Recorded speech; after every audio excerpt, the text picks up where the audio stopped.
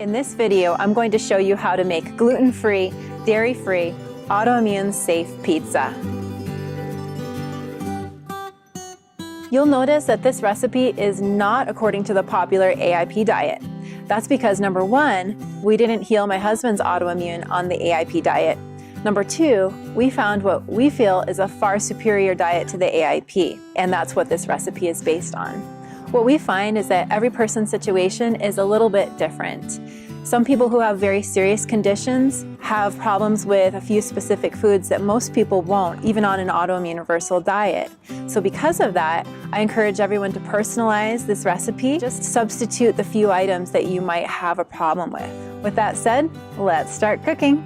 For this deep dish gluten-free pizza crust, we're going to need 1 cup of hot water between 100 and 110 degrees Fahrenheit or 38 to 43 degrees Celsius, 3 tablespoons of honey, 2½ teaspoons of active dry yeast, 2 cups of hulled buckwheat, 1 cup of quinoa, 1 medium organic potato, 2 teaspoons of Himalayan mineral salt, 3 tablespoons of ground flaxseed or ground chia, 3 tablespoons of psyllium husk, and 1 cup of arrowroot powder.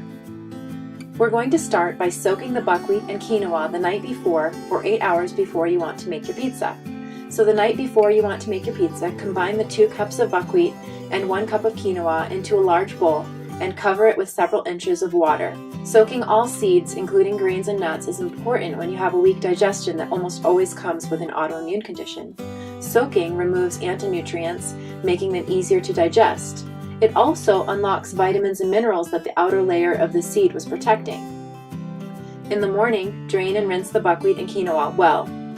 You'll notice a foam and sliminess coming off of them. That's what you want to get rid of. Put the 1 cup of hot water, 3 tablespoons of honey, and 2½ teaspoons of active dry yeast into a blender. Turn the blender on for a few seconds just to mix them together.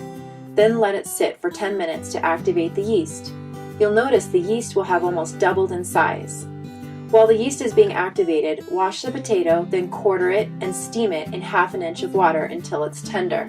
This will take about 10 minutes. Add the buckwheat and quinoa to the yeast mixture in the blender.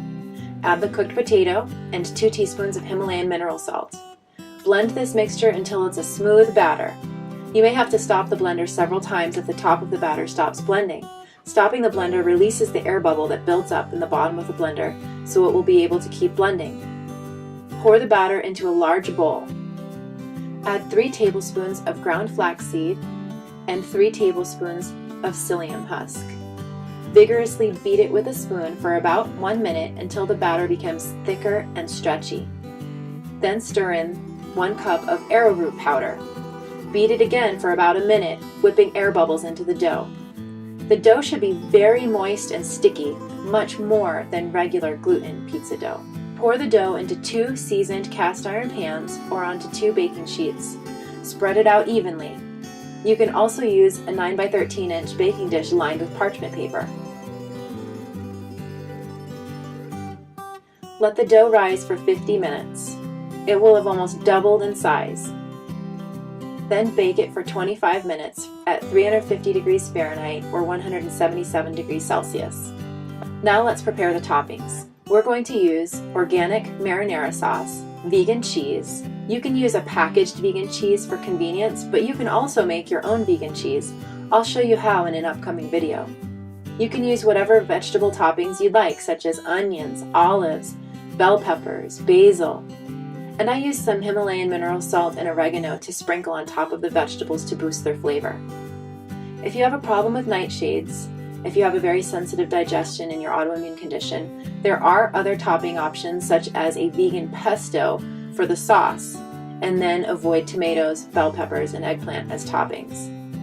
If you use olives, as I love to do, make sure the olives don't have any preservatives in them. You only want to see olives, water, and sea salt in the ingredients. After you've baked the pizza crust for 25 minutes and you've finished chopping the vegetables, add the sauce, vegan cheese, and toppings to the top of the pizza. Sprinkle a little Himalayan mineral salt and dried oregano over the top. Bake the pizza for another 20 minutes. When it comes out of the oven, sprinkle fresh basil over the top.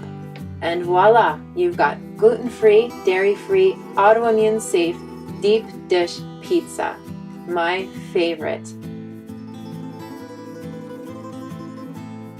Would you like to be notified as soon as the next recipe comes out?